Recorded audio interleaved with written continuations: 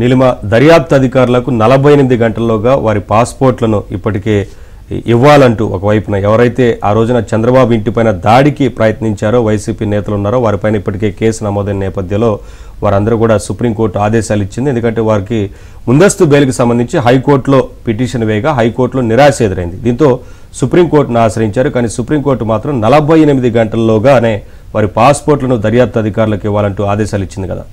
చూద్దాం. దర్యాప్తు అధికారులకు 48 గంటల్లో పాస్పోర్ట్లు సరెండర్ చేయాలని, ఎప్పుడు పిలిస్తే అప్పుడు విచారణకు హాజరు కావాలని టీడీపీ అధినేత చంద్రబాబు ఇంటిపై దాడి కేసులో నిందితులైన వైసీపీ నేతలను సుప్రీంకోర్టు ఆదేశించింది. విచారణకు పూర్తిగా సహకరించాలని స్పష్టం చేసింది. చంద్రబాబు ఇంటిపై దాడి చేశారు అనే అభియోగంతో వైసీపీ నేతలపై ఏపీ పోలీసులు కేసులు నమోదు చేశారు. అయితే తమకు ముందస్తు బెయిల్ ఇవ్వాలని కోరుతూ వైసీపీ నేతలు చెరుకు మాధవరాం, బొర్రా రాంబుజ్జి, షేక్ ముబారక్ భాషా, మహమ్మద్ ఫసీ, నల్లమోతు రవితేజ, మునుగోటి నారాయణ, ఆరేపల్లి రామారావు, జోగి రాము, ఔటపల్లి ధీరజ్ సింహ, మేడపాటి వెంకట నాగిరెడ్డి హైకోర్టును ఆశ్రయించగా నిరాశ ఎదురైంది. దీంతో హైకోర్టు నిర్ణయాన్ని వారు సుప్రీంకోర్టులో సవాల్ చేశారు.